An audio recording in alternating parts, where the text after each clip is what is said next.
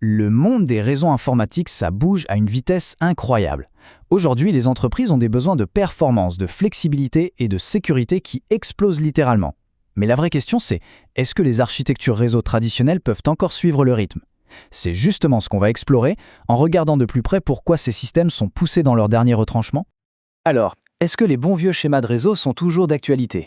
Honnêtement, avec l'explosion du trafic, le cloud, la complexité des applications, la réponse est de plus en plus souvent non. C'est précisément pour ça qu'une nouvelle approche est devenue non pas une option, mais une nécessité. Allons voir pourquoi. Ok, rentrons dans le vif du sujet. Le premier point à bien saisir, ce sont les défis, les vrais blocages posés par les anciennes conceptions de réseau. Imaginez un peu, c'est comme si on essayait de faire passer tout le trafic d'une capitale mondiale sur les petites routes de campagne. Ça coince forcément. Et voilà le décalage. D'un côté, on a les réseaux traditionnels, une segmentation super rigide, des goulots d'étranglement un peu partout et une gestion qui devient vite un vrai casse-tête. Et de l'autre, les besoins actuels. Une sécurité ultra précise, une capacité à encaisser une croissance folle du trafic et une gestion qui doit être agile, rapide. Le fossé entre les deux est juste énorme. Bon, face à ces limites évidentes, il fallait bien trouver une solution. Une nouvelle façon de penser l'architecture réseau a émergé. On va maintenant s'intéresser à la technologie qui vient justement répondre à tous les problèmes qu'on vient de lister. Alors, la solution, elle a un nom qui peut faire un peu peur. VXLAN MPBGP EVPN. Oui, je sais. Mais restez avec moi parce que derrière cet acronyme un peu barbare se cache une approche vraiment révolutionnaire pour construire les réseaux de demain. Flexible, évolutif et surtout beaucoup plus efficace. C'est vrai que ce nom est un peu long, on est d'accord. Mais l'idée derrière est finalement assez simple. Le mieux, c'est de le décomposer, de regarder chaque brique pour comprendre comment tout ça fonctionne ensemble. Allons-y, pièce par pièce. Le premier morceau, c'est VXLAN. Ça, c'est la fondation, la base de tout. C'est la technologie qui permet de créer des tunnels virtuels. En gros, elle encapsule le trafic pour le faire voyager par-dessus le réseau physique existant. C'est comme ça qu'on peut étendre un réseau bien au-delà de ses limites physiques. Ensuite, on a MPBGP. Alors là, si VXLAN a construit les tunnels, MPBGP, c'est le GPS ultra intelligent de ce réseau. C'est le protocole qui va partager les cartes, les itinéraires, et qui s'assure que chaque paquet de données trouve le chemin le plus rapide et le plus efficace pour arriver à destination. Et enfin, la dernière pièce du puzzle, VPN. Ça, c'est tout simplement le cerveau de l'opération.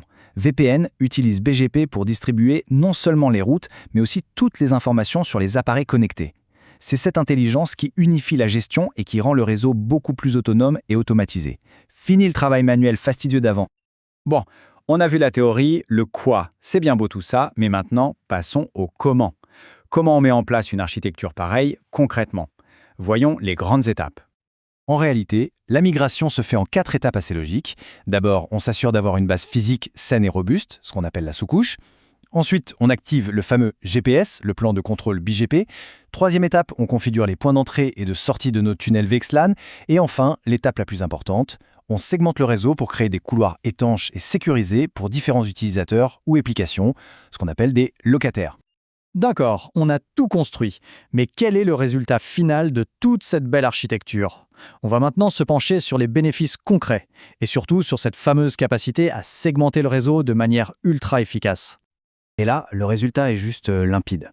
Dans l'environnement de test qu'on voit ici, les appareils qui appartiennent au même locataire, disons locataire 1, peuvent communiquer entre eux sans aucun problème. Pareil pour locataire 2. Par contre, impossible pour locataire 1 de parler à locataire 2. La communication est complètement bloquée. C'est la preuve parfaite d'une isolation sécurisée, et c'est l'un des plus gros avantages de ces technologies. Ok, super, la technique fonctionne à merveille. Mais pour une entreprise, au quotidien, qu'est-ce que ça change vraiment? C'est le moment de traduire ce succès technique en avantages business, en bénéfices bien réels.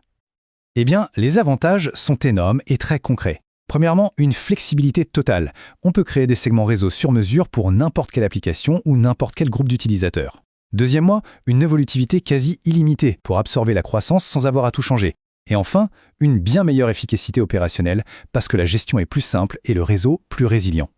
Pour conclure, on le voit bien, on est en train d'assister à une transition fondamentale. Le futur des infrastructures réseau, il est clairement là, dans des modèles beaucoup plus agiles, plus virtuels et définis par le logiciel.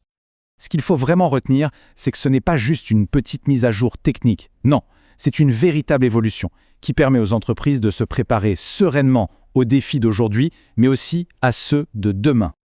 Et on va finir avec cette question qui, je pense, résume tout. Face aux exigences modernes, est-ce qu'un réseau est un atout, un véritable moteur d'innovation? Ou est-ce que c'est une encre qui ralentit toute l'organisation? C'est une réflexion qui montre bien toute l'importance de ces évolutions. Merci d'avoir suivi cette analyse avec moi.